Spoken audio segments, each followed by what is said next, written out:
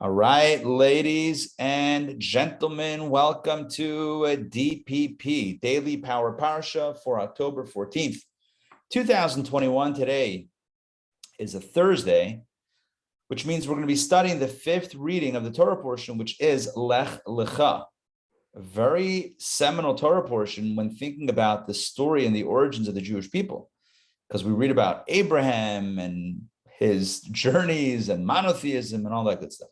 So I'm going to share my screen with you, and let's jump in and explore today's reading.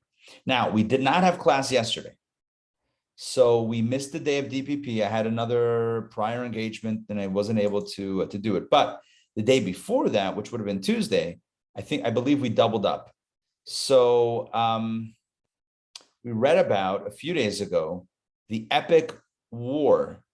I'm going to call it the World War between the four kings and the five kings.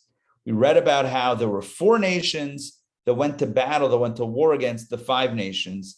And even though it sounds like the five have more firepower on their side, the four had been victorious over them.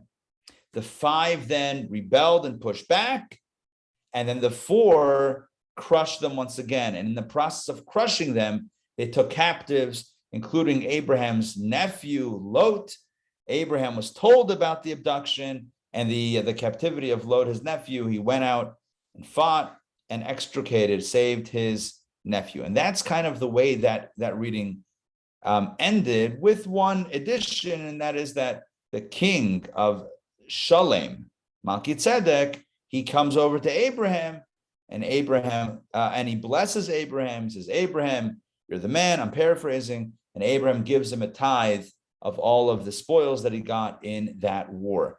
Melchizedek was Shem, the son of Noah, who was a priest, who was a monotheist, who was a leader, a respected individual.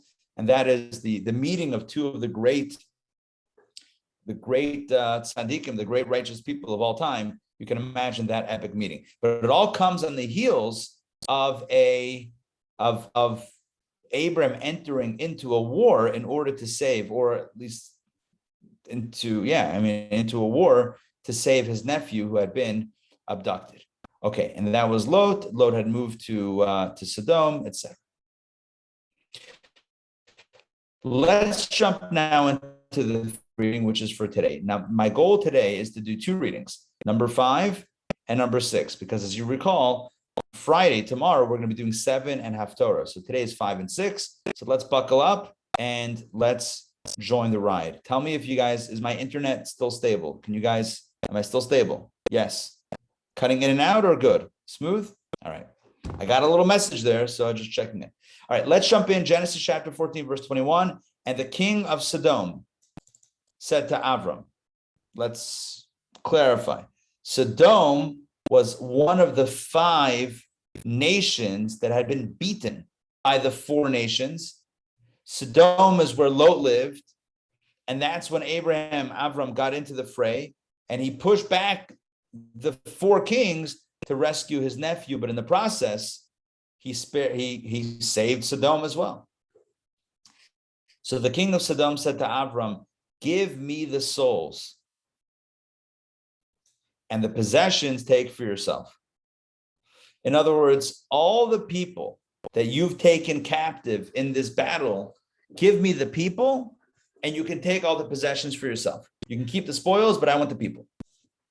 In the Hebrew, it's ten li hanefesh. Give me the soul. By the way, it says souls in English, plural, souls, but in the Hebrew, it's hanefesh. It doesn't say hanefashot, plural, souls. It says singular soul. The Rebbe once spoke at a Fabrengen and said, this is God's call to all of us. I know it's Sodom to Avram, but if you want to extract it from its particular context and pull it out, ten li hanefesh, God says, give me your soul, give me your spirituality, give me, right, the deepest part of who you are. Don't just lip service and, second-rate effort. Give me your soul, give me your best, give me your enthusiasm. Anyway, that's, Donna. I'm still a little thinking of the end of our last portion. So the king, I thought kings came after the entrance to Jerusalem, after Moses let the people into Israel. It wasn't the Jewish land. Shem, it wasn't a Jewish land with a Jewish king. It was Shalem. It was Jerusalem had a king or had its own governor, and that was Shem, the son of Noah. So yeah, it wasn't a Jewish king. The Jewish monarchy, you're right, began after the Jews settled the land of Israel, and many years later they got the first Jewish king, and they had the dynasty going on over there. This is not Jewish; it's just Shem. He was a spiritual guy, well respected, and a leader. He happened to be a monotheist. He wasn't. It wasn't though a Jewish situation. It wouldn't be considered under Jewish control. It was under whoever lived there. Other nations with this guy who was the king. Not this guy, but this special individual who was their king. All right, so the king of Sodom, which is one of the other cities, right, one of the other nations that Avram had helped with this war, says, give me the souls and take the possession for yourself.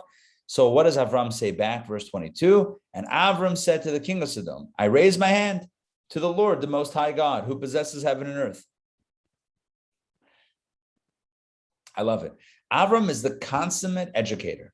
And any opportunity, he's going to tell you about monotheism, right? So even as he promises, even as he gives his word to the king of Sodom, he throws in monotheism. Like, I swear to who? To the Lord, the Most High God, who possesses heaven and earth, the one God that's everywhere.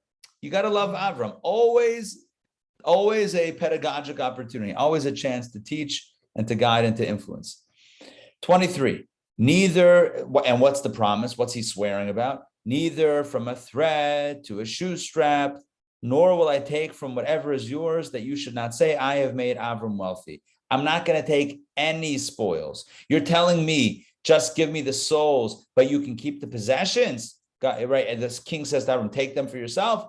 I don't need them. I don't want them. I don't want anyone to say that you were the one that gave me my riches. You made me wealthy. It's not from you, it's from, Pharaoh had given him before. So, it's not like he was averse to accepting gifts from foreign entities. So that itself could be asked as a question. Why did he accept the gifts from Pharaoh and reject the gifts from the king of Sodom? I don't have an easy answer for that. I have some thoughts in my head, but I don't know if I could tell you that it's authoritative. It could be Sodom was so morally depraved that he didn't want anything from there. That's number one. Number two, it could be that he had already gotten wealthy. He didn't want to get more wealthy from this guy. It could be they were going to be destroyed at some point. So he would be holding on to property that was meant to be destroyed in that destruction, even though it was before that story happened and before he even was told about it.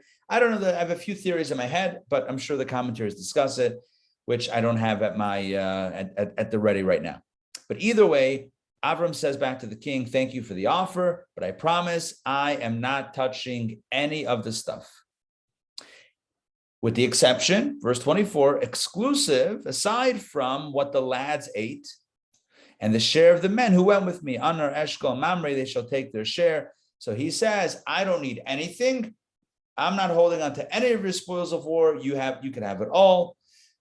With the exception of what my folks, what my fellow fighters ate while they were fighting, and the share of the people who went with me. So they'll take something, but nothing for me. No, thank you. All right. So that's the message that Avram gives back. That kind of closes out the story of that war. Let's see if Rashi adds on some interesting ideas here. Rashi clarifies, neither from a thread to a shoe strap will I keep for myself of the captured possessions. And if you offer to give me from your royal treasuries, I'm still not going to take it because God is going to bless me. I don't need your stuff. Okay, take a look at this Rashi. This Rashi is very interesting, explaining who Aner, Eshkol, and Mamre were. Who was Aner, Eshkol, and Mamre? Right? Avram says, I don't need anything except for the share that belongs to Aner, Eshkol, and Mamre. Who were they? So Rashi, my servants who went with me, and additionally Aner, Eshkol, and Mamre, Although my servants entered the battle, as is stated above, and he and his servants, and he smote them, while Unner and his companions stayed with the luggage to guard it. I'm going to explain that in a moment. Nevertheless, they shall take their share. And from him, David learned, as he said, for as the share of him who goes down into battle, so is the share of him who stays with the luggage. They shall share alike. All right. Stop. I'm going to toggle Rashi off and explain what's going on over here. When soldiers go into battle, the question is, who watches the home front? Yeah, you with me on that? Now the home front is vulnerable. So now you have all your strong people that are into battle. So now there's vulnerability at home. Who's going to watch the luggage? The luggage, luggage, like we know. Why do they have luggage? Who was packing luggage? Doesn't even make sense. It means when you go into battle, you're leaving something behind, and now there's vulnerability, possessions and people, right? Women and children and other men who aren't fighting. There's a lot of, so the people who stay behind to guard the home front, right? Homeland security, if you will, right? I don't mean literally, but so they also should get the reward. And this is where the source comes from in halacha. There's a mitzvah that when the soldiers go out to battle and the soldiers, whatever compensation, whatever the soldiers get, those that are staying at home and also doing work, guarding the home front, also need to get a share as well. And this we derive in halacha from the story of Avram, who says, don't forget about Anar Eshkol Mamre, they also need to get hooked up with some provisions. And King David did it in his time when the soldiers went out to battle, and this becomes a moral and ethical provision. Yes, Donna. That's what happened in World War II here in the United States. Women were on the battlefront here, making the armaments and things. Yes. So the ticker tape parade, the parades all honor those that had gone overseas and come back. The truth is there needed to be a parade. Maybe it also was a shared parade for those that had stayed and kept this country going and kept things, and held down the fort. That's also important. So it's interesting. It's like, if we strip this from the immediate context, it just reminds us that every time we do something, there's always those that are supporting us, those that are backing us. And it's important to recognize and give due recognition to all the parts. So if we want to speak about this spiritually, so let's talk about the context of a mitzvah. So for us to be able to do a mitzvah, it requires a lot of setup to get to that point of doing the mitzvah, right? It's like you do a mitzvah with a lulav and an esrog. You shake the branches. Where'd it come from? Comes from the earth, comes from the ground, comes from afar, whatever it is. I don't mean like lulav are grown from the ground, but hey, it's somebody has to watch it, somebody has to take care of it, somebody has to harvest it. All these things require input. Now that's before the fact. So this sounds like it's after the fact, but it's really during the fact. The point is that the experience itself has support. And Avram reminds us, don't just give glory to the experience, but also to the support. And I feel like the support often in life gets disregarded and forgotten. In that example, Rabbi, so the growers of the esrog, are they part of the final mitzvah? They're facilitators of a mitzvah, whether they know or don't know about it. In the case of an esrog, I'm sure they know why. So they're facilitators. They do. There is credit. We call this in halacha. Hechsher mitzvah. Hechsher also means like a kosher thing, but hechsher in this case means the preparation for a mitzvah. So, for example, building the sukkah. Is it a mitzvah to build the sukkah? No, it's a mitzvah to eat in a sukkah on Sukkot. But how do you eat in a sukkah if you didn't build a sukkah? So what's building a sukkah? Is it a mitzvah? Is it not a mitzvah? People will say it's a mitzvah because mitzvah can also mean good deed in our language. But is it a mitzvah? The Torah says you should dwell in a sukkah for 7 days. It does not say thou shalt build a sukkah. It doesn't say that. But it gives instructions for how to build it. We know how it's supposed to look, and therefore you have to build it if you want to sit in it, if you want to dwell in it. But that is called a hechsher mitzvah. It's in order to set up in order to get to lay the ground, if you will, literally, to do this mitzvah, you need to build a sukkah. So, yeah, it's like making a shofar. There's a mitzvah to make a shofar. There's no mitzvah to make a shofar. There's the set to hear the sound of the shofar, but you can't hear the sound without a shofar. So someone's got to make it. Hechsher mitzvah. It's a preparation for mitzvah. So the point is that there's something special about that. Another example: educating children. Educating children. Think about it. A child before their bar or bat mitzvah, right? I don't only mean the celebration, right? And which once again, Mazel to Donna. I don't only mean the celebration. I mean the actual age of majority, the age in which one is now considered to be a competent adult and obligated to be responsible for doing a mitzvah. Yeah, 12, 13, etc., around that age. So what? When you teach a child, an 8-year-old child, Torah, is it a mitzvah? They don't have a mitzvah to study Torah yet because they don't have any obligations. They don't have any. If a mitzvah is an obligation, there's no obligations prior to bar bat mitzvah. So is it a mitzvah? No, but it's a hechsher mitzvah because you won't know how to wrap tefillin, light Shabbat candles, say a blessing, kosher. You won't know how to do that stuff when you turn bar mitzvah or bat mitzvah if you didn't study beforehand. Does that make sense? So it turns out the study beforehand, the chinuch, the education, the early education. I don't only mean, what we call today early education, like preschool. I mean the pre-bar bat mitzvah education is also part of that mitzvah. So hechsher mitzvah, the preparation for a mitzvah, although one could relegate it to just the preparation, like what needs to be done, it's very special also. Avram reminds us to not forget about the accessories to the mitzvah. I mean that in a positive way, right? That which enabled this to happen. Accomplices. The accomplice. Don't forget the accomplice, right? Listen, in crime, they don't forget the accomplice. If you're the accomplice, that's it. You're sitting, right? You're part of the crime, part of the criminal justice. Bringing the criminals to justice. You're an accomplice in a positive way also. Who enabled them to go out to battle and be victorious and rescue Lot, etc. And what are their names? Anar Eshkol Mamre. These people helped also. Okay. How's the spelling? Do you have a spelling for hechsher? Hechsher, Hechch,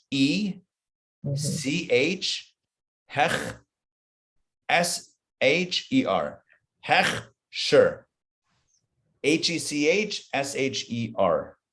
Hechsher. But if you Google hechsher, you will get guaranteed you're going to find kosher related conversation. That's right. Yeah. So, does this bottle of alcohol have a hechsher?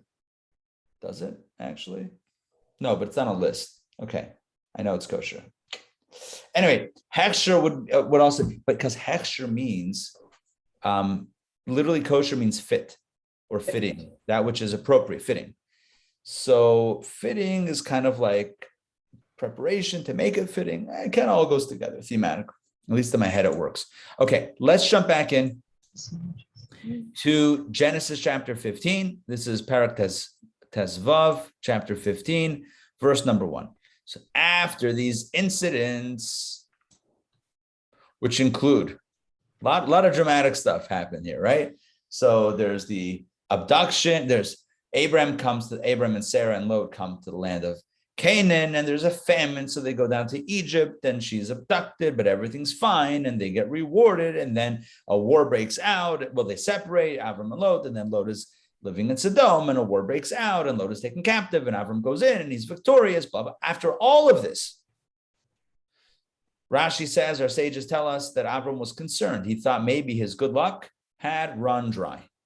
Maybe all of the spiritual good things that he's done in his life, maybe this was it. I mean, he has lucked out. His wife is fine. He has plenty of money, and he was just victorious in a military way with this thing, and he saved his nephew. A lot of miracles had happened to him. So he thought maybe he had expended his reward. So after these incidents, the word of the Lord came to Avram in a vision, saying, "Fear not, Avram." In other words, don't be afraid that now you're on your own. Don't worry. I am your shield. Your reward is exceedingly great. In other words, you have not you have not depleted your reward. You still have plenty to draw from. What do you mean? I took out all this stuff, all these blessings, and don't worry, you got plenty of reward. Let's continue verse number 2. And Avram said, "Oh Lord, if that's the case, if I have a lot of reward," so he's thinking now about a legacy. "Oh Lord God," he says, "what will you give me? What kind of reward? Since I am going childless, and the steward of my household is Eliezer of Damascus." What? That guy is going to inherit me? Who's going to be my next generation? Who's going to continue the legacy? You're telling me my reward is great. You've promised me the land of Israel. You've promised me progeny. What progeny? I don't have any children. So what kind of reward? What are you going to give to me? The only guy I have is Eliezer of Damascus, who was a very special guy, but that's it. And Avram said, he continued to say, he just said something, but he continued to say, "Behold, you've given me no seed, and behold, one of my household will inherit me." Right? Who am I going to pass the mantle? Who am I going to pass the torch to? Eliezer, my right-hand man. Avram is clearly not happy about that being the option. And behold, that was what Avram said to God. God says, "I got you. You're blessed. Your reward is great. Don't worry." And Avram says, "What do you mean, don't worry?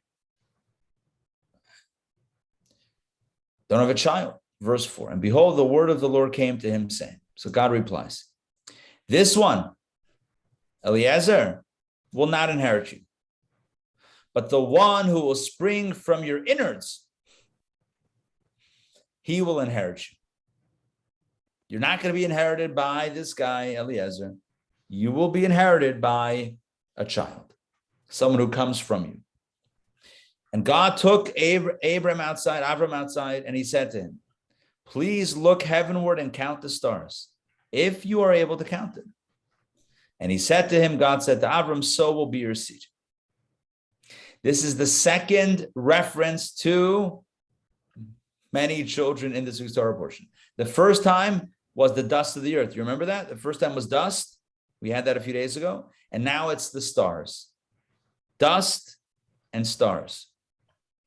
I explained the dust spiritually, that even though the dust, the earth itself, seems to be the lowest, everyone steps on it. No respect, as Rodney Dangerfield would say, right? Okay, no respect. Everyone steps on me. The greatest treasures are from the earth. The earth is what supplies food for life. Life doesn't exist if the ground doesn't give, doesn't produce.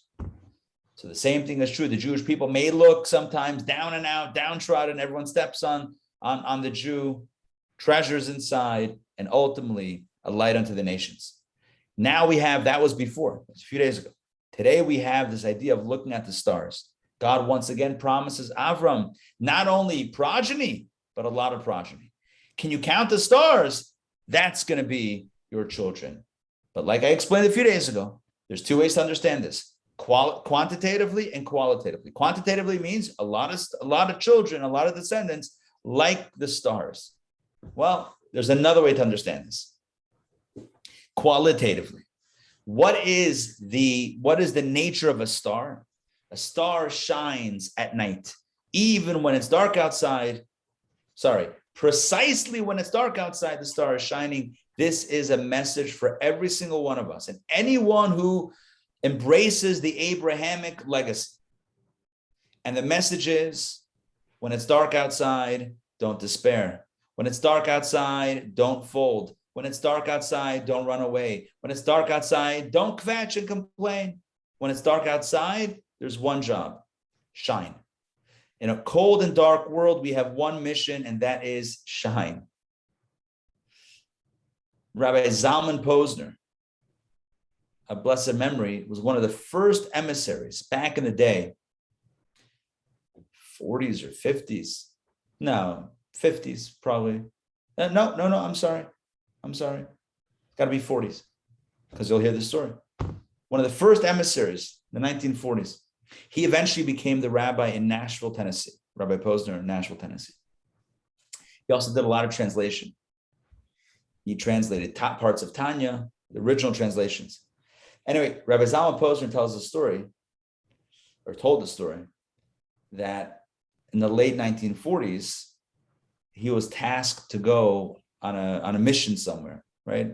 As a shliach, an emissarial mission to spread Judaism.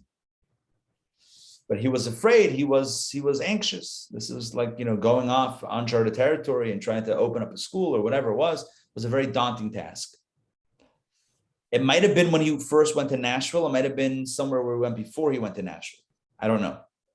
But the previous Rebbe, this is not our Rebbe, the previous Rebbe who passed away in 1950, the previous Rebbe said to him, and he had a lot of difficulty speaking. It was very hard to understand him. My grandfather tells the story when he met with the previous Rebbe, how they had a meeting and the previous Rebbe motioned him to come to him closer, and he got closer, and he motioned him closer, and he got closer. They were like face to face so that he could read his lips and hear what he was saying. It was very hard for the previous Rebbe. He wasn't well physically, very hard for him to speak and to understand what he was saying toward the end of his life. Anyway, back to the story. So the previous Rebbe told Rabbi Zalman Posner that the soul is sent from above, down, down, down into a cold and dark world for one purpose, to bring light and warmth into that space. Because the soul was doing fine above, by the way. The soul was missing nothing. It was lacking nothing. Why was the soul sent down below? Not for its own benefit, but rather to bring light and warmth into a cold and dark environment. So that's our job. And that's what God tells Avram. God tells Abraham, look outside and look at the stars. That's going to be the job of your descendants. You can understand this numbers wise. Count the stars. Can you count them? Your progeny, your children will be, your descendants will be so many. Yeah, you can understand like that also. But on a deeper level, a star brings light. Our job is to bring light into a dark world. Let's continue. Rabbi, excuse me. Are the non-Jews souls also sent down to be a light? Everybody's soul has a mission, 100%. Everyone has a mission. Everyone has a unique mission. One thing Judaism does, and this is, in my opinion, to Judaism's benefit, is it actually values everyone's job. See, many religions say you have to be this religion or else you're nothing. You're out. Judaism does not say that. Judaism says there's a Jewish mission, there are other missions. It's not exclusive. So the answer to your question is yes, every soul has a mission. So we're small in number, but we're universal. Exactly. Small and universal, and the dedication of the Jew can be an inspiration to others, as well as others can be an inspiration to us. It works both ways. All right, verse number 6. And he believed, Avram believed in the Lord. Look at this. God promises him. He's over 75 years old, right? He's 75 when he left his home. So this is already later. So he believed in the Lord that he was going to have a kid, etc. And he accounted, and God accounted it to him as righteousness. The fact that Avram believed, God said, I like this guy. I gave him a promise and he believed it. I like it. Vayachshavel loy tzedakah. God considered it to be a tzedakah. Tzedakah, righteousness. Let's continue. Reading number 6. Remember, today we're doing 5 and 6. Tomorrow, 7 and Haftorah, which is our addition for the new year. All right, number 6. Genesis chapter 15. And God said to Avram, I am the Lord who brought you forth from Ur of the Chaldees. That's Ur Kasdim. That's where he was thrown into the fire. To give you this land to inherit it. As you notice, and as I'm going to say every single time, so you're forewarned, every single time there's a blessing of children, it comes along with a blessing of the land of Israel. Every single time. You will not find a blessing of children without a blessing for the land. The two are intertwined. The two are absolutely intertwined. And by the way, in a world that sometimes is not sure why Israel is a Jewish land, it's important to read the Bible. The Bible, the Torah, that is accepted by the other major religions as well as the source. It's important that we know what the Torah says. God promises Avram a dynasty, children, a legacy. He also promises him a land. I am the Lord who brought you forth from Ur of Chaldees to give you this land to inherit it. I took you out to give you this land. And Avram said, O Lord God, how will I know that I will inherit it? How do I know? And he said to him, God said to Avram, take for me 3 heifers, 3 cows, and 3 goats, and 3 rams, 9 animals, plus a turtle dove and a young bird. 9 animals and 2 birds. And Avram took for God all of these things, all of these animals, and he divided them in the middle. This was one of the ways that they would make a covenant back in the day. He divided them in the middle, and he placed each part opposite its mate, but he did not divide the birds. Interesting little tidbit over there. He didn't divide the birds. There's a lot of discussion about that, but the animals he divided. Basically, sacrificed the animals, he offered them, and then he cut them, divided the animals in half, put up one half on one side, one on the other. This was a way of sealing a covenant between two. Like, what's the message? The message is it's one unit that's been divided into 2. So as 2 people create a covenant, it's not 2 becoming 1. It's really saying that we're each one half of one whole. And so that creates a tight connection in the covenant. So this right now, what's happening is what we call the bris ben habesarim, or in English, the covenant of the parts. The covenant means the agreement of the parts right here, the parts of the animals that were divided into 2 sides, 2 halves. And the birds of prey descended upon the carcasses, and Avram drove them away. Now the sun was ready to set, and a deep sleep fell upon Avram. And behold, a great darkness was falling upon him. He had a vision, a very frightening vision did Avram have at this covenant, at this epic moment where God and Avram were sealing the deal. Avram is God's and God's is Avram's. At that moment, a deep sleep and a deep fright fell upon him. And God said to Avram, you shall surely know that your seed will be strangers in a land that is not theirs. It's not always going to be good. I promise you children. I promise you a legacy. I promise you progeny. But I didn't promise an easy life. They will be strangers in a strange land, and they will enslave them. That foreign entity, that foreign nation, will enslave them, your children, and oppress them for 400 years. This is a clear reference to the Egyptian exile. This is absolutely a reference to exile. It also foreshadows all of our struggles right throughout history, but this is a direct reference to the Egyptian exile that would conclude exactly 400 years from this conversation. From the moment that God tells Avram, your children will be enslaved for 400 years, it took 400 years. They weren't in Egypt for 400 years. They were there for 210 years. Where does the 400 number come from? 400 years from that communication. Let's continue. And also the nation that they will serve, those Egyptians will I judge. I will judge them. In other words, I will punish them. They're not going to get off scot-free, if that's the expression.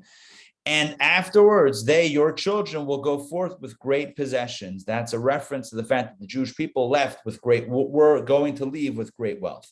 By the way, parenthetically, at the night of the Exodus, God tells Moses, hey, go and tell the people to clean out the wealth of Egypt, because if not, Avram's going to tell me that you didn't tell the truth. You told me 400 years ago that they're going to leave with great possessions, with a lot of wealth. Make sure the people take the great wealth so that my promise will be fulfilled. But you, says God, you, Avram, will come to your forefathers in peace. You will not experience this exile that I'm referring to. You will not experience the slavery. This will be your children's destiny. This will not be yours. You will come to your forefathers. That means you will pass away in peace. You will be buried in a good old age. But the fourth generation, the fourth generation will return here. For the iniquity of the Amorites will not be complete until then. In other words, the fourth generation, it's more than 4 generations, but Avram, Abraham, Isaac, Jacob, the 12 tribes, right? So the descendants are going to be the ones that come back to this land. Your children will be enslaved in a foreign land, Egypt. But then afterwards, they're going to come back into this land, Israel. The fourth generation, fourth plus, will return. Why will it take so long? Why not give the land now? For the iniquity of the Amorites will not be complete until then. The nations that I'm going to kick out will have only finally, ticked me off enough that it'll be time to get rid of them and bring you in. So that the iniquity, the sin of the Amorites will not have built up yet, is not yet built up by in 400 years' time. Be ready to drive them out and bring you guys in. This is it. This is the covenant of the parts. As we'll see soon in a few verses, what the actual pledge was. Now it came to pass that the sun had set. Remember, it was evening, the sun was setting. Now the sun had set and it was dark. And behold, the smoking furnace and a firebrand which passed between these parts. It was fire, there was smoke, there was a vision, very, very, complex experience. On that day, the Torah says, the Lord formed the covenant with Avram, saying, to your seed have I given this land from the river of Egypt until the great river, the Euphrates River. I'm going to give them this land, the land of the Canaanites, the Kenizzites, the Cadmonites, the Hittites, the Perizzites, the Rephaim, the Amorites, the Canaanites, the Girgashites, and the Jebusites. Let's count. 1, 2, 3, 4, 5, 6, 7, 8, 9, 10. The land of 10 nations. Typically, we talk about the 7 nations because ultimately the Jewish people only conquered 7 of the nations. But originally, there were 10 nations that we're discussing, that were in discussion. It says the final 3 will be conquered and settled when Mashiach comes. The final 3. So until then, the land of Israel was comprised of the land of the 7 nations, 3 to be determined or waiting on those 3. All right, let me stop here for a moment and check in and make sure everything makes sense. Does the story make sense? Yes? Yes? Yes. Okay, beautiful. And it's awesome learning with you. Okay, thank you. I want to add, though, something that I feel is very important. And that is, this is very important. The Rebbe asked the question, how does it make sense at a time of the covenant, which is a time of love? Understand what a covenant means. A covenant means I love you so much that I'm promising that forever we'll be connected. You only do that if you're feeling a connection. How does it make sense at the height of love that God is talking to Abram about exile, about slavery, about Egypt? Doesn't make sense. Imagine at a wedding. Yeah? What's a wedding? A wedding is, hopefully, 2 people standing under the chuppah who love each other. And what are they saying?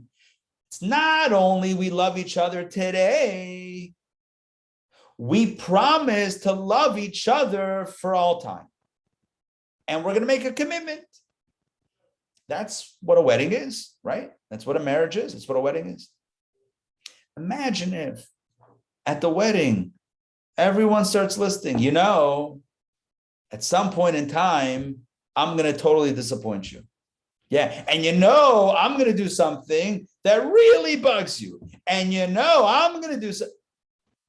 You call this a wedding ceremony? All the guests would be like, whoa, super uncomfortable as they're kind of talking about how they're all going to disappoint and really, devastate each other in their life together. That's a terrible thing to talk about. At the time of the covenantal marriage, I'm using this term somewhat loosely, between Avram and God, why is God talking about slavery? As we would say in Talmudic terminology, man dechar shmei. Who's talking about slavery? Why are we mentioning it? Let's talk about the good things. I love you. It's like the Barney song. I love you, you love me, right? Should be love. Love is in the air, right? split the animals. I know that's a little weird. Okay, whatever. That's how they did it back then. Split the animals, get the fire, call it a day. Why this trepidation, this fear? The ground opens up, underneath him, so to speak. And like devastate, your children will be devastatingly subjected to harshness in a foreign land, but eventually they'll get out. Why mention it? You can't tell, God, I'm speaking to God now, right? You can't tell that to Avram tomorrow, like the day after the wedding, the day after the covenant. Right now, you have to do it. The Rebbe says something just absolutely mind-blowing. And it's predicated on like a mystical way of understanding challenge. And that is that sometimes the only way to get something amazing is when the opposite happens first. The opposite of something amazing happens first. The analogy that's given is a teacher and a student. Imagine a teacher loves his student or her student. Imagine a teacher loves the student. Communicating, teaching, educating, guiding. But imagine if in the middle of the lesson, the teacher suddenly has a brilliant new idea. They've never seen this in such a way before. It's like a brand new, like really cutting edge, brand new way of looking at this entire topic. The teacher is so excited, but the teacher has a choice. What's the choice? Does the teacher keep on teaching what they had already thought about, right? And then the nature of new ideas is if you don't focus on it, it's gonna just evaporate. It's gonna disappear, right? It's like a lightning flash. Chachma, the power of innovation, creative thought, is likened to a lightning flash, right? Imagine you're alone in Paris, right? It's dark. You've never been there before. It's dark streets. You don't know where to go. Maybe there's no lights, whatever. Yeah, electric blackout, whatever. And then you have a flash of lightning in the sky. And for a moment, the entire environment brightens and you can see everything. And then it's gone. Chachma is a quick flash of insight. If you don't grab onto the inspiration, grab onto that flash, you're not going to have it. It's gone. It's gone. Finito. So the teacher now has a dilemma. Does he or she keep on teaching the old stuff or stop teaching, turn to the new insight, think about it, ponder it, develop it, figure it out, and then at a later point in time, teach that to the student. So let's say the teacher loves the student so much that the teacher wants to give the student this new insight. So the teacher says it's better for me and for the student if I stop teaching. And how does the student feel? You were just teaching me. I felt closeness. I felt connected. And now you turned away. I don't hear anything. I don't see anything. There's no communication. There's no sense of connection. There's no love. What's going on? You don't like me anymore? Stop teaching? We're done. We're over. It's finished. No more. That's it. Relationship done. I got to find a new teacher. The teacher can't even answer, can't even tell the student, wait 1 second because it's going to kill the inspiration.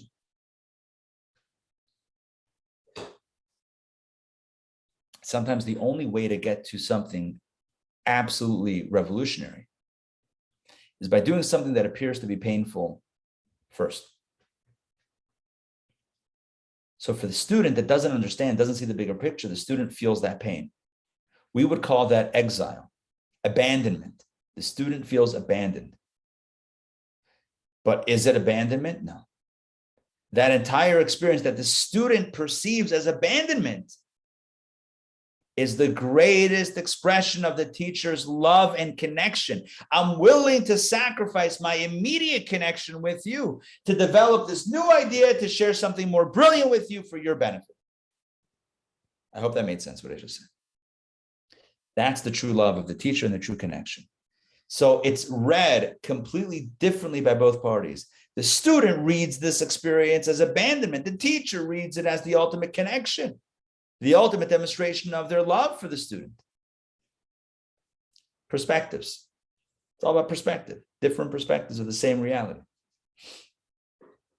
The Rebbe says this is exile. Exile is, galut, is God getting ready the brilliant light of redemption. While that's brewing, it feels like abandonment. God's turning to the new experience, getting that ready for us. In the meantime, we feel abandonment. I know what you're thinking. What, God can't pull it off quickly? I don't have an answer to that question. This is the analogy that the Rebbe gave. It's not my analogy. It's the analogy from the original discourse on this idea. So what's the point? Why is God mentioning exile when he's creating a covenant under the chuppah with Avram, so to speak? Because it's the greatest expression of love. Yes, as impossible as it is for us to understand, as contrary to our perception as it is, God knows that this is what must happen while the blessing is being prepared, while redemption, the light of the redemption, the Exodus is being prepared. So in the final analysis, is this tragedy or somehow something that is a blessing?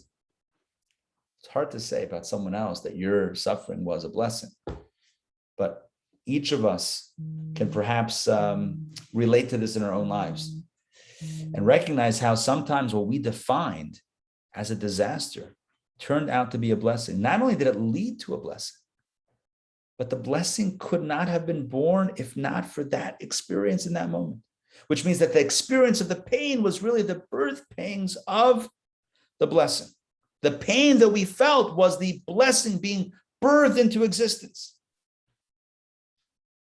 Sometimes we see it, sometimes we don't. I would say often we don't see that.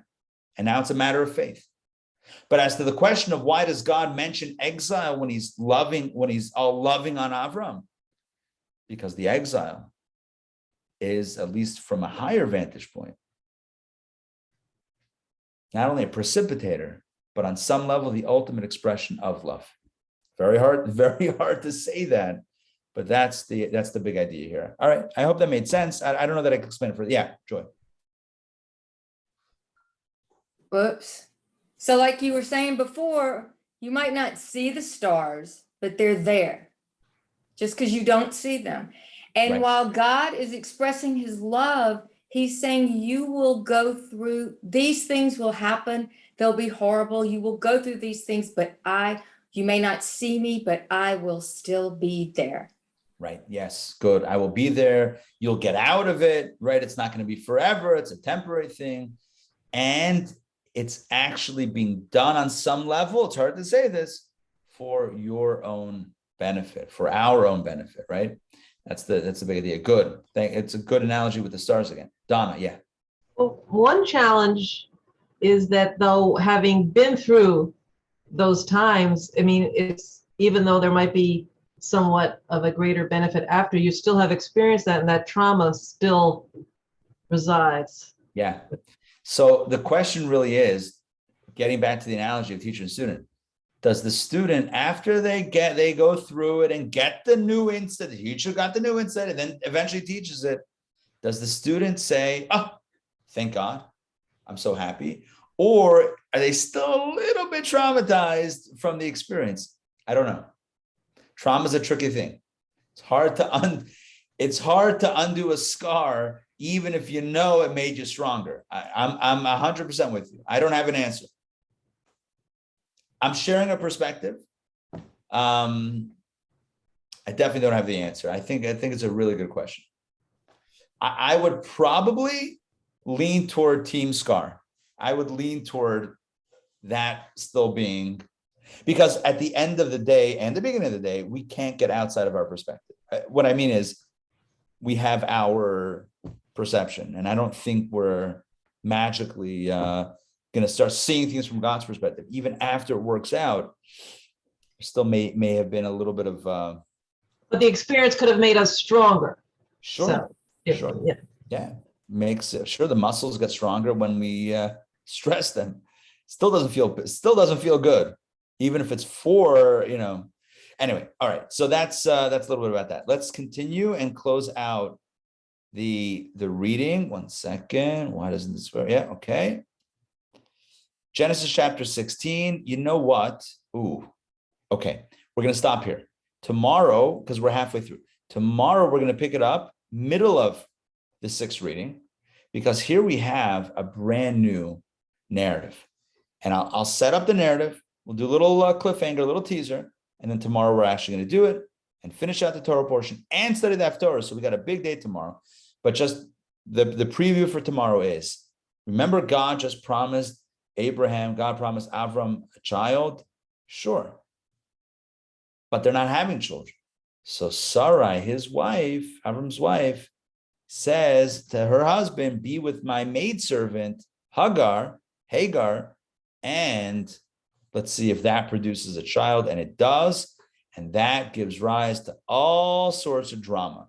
So if you want to find out more about that drama, join us tomorrow at Daily Power Parsha, same bat time, same bat channel, as we explore the drama of Avram, Sarah, Hagar, and Ishmael, the child that will be born of that union.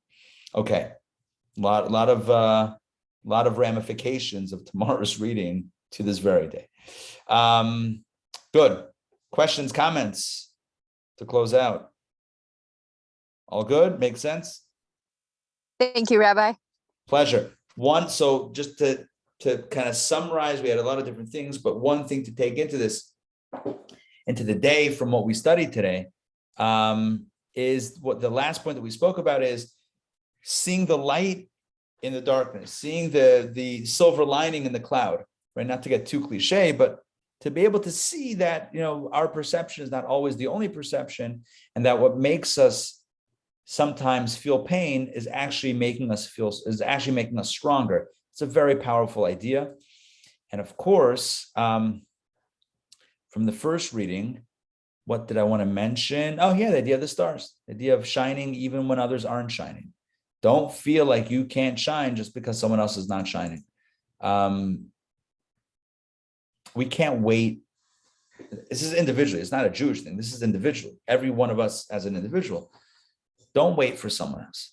Don't wait for someone. If it's the right thing, do it. If it's a good cause, champion it. Just stand up for what's right, for what needs to be done, make a difference in someone else's life. If you know of someone that needs something, help facilitate it. Don't wait for someone else to do it. We might be waiting for a long time if we wait for others. Be that star in someone's life. So I'll end with a story about starfish. I think it works. There was once a young boy who was walking along the beach, picking up starfish that had been beached and throwing them back into the ocean. When the old man, who was always at the beach every day, says to the kid, "What are you doing?" The kid says, "Throwing in the starfish." He says, "Why are you bothering? Do you see how many thousands of starfish there are? You think it makes a difference?"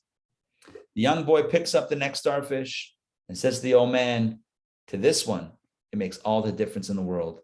And he throws that starfish back into the ocean.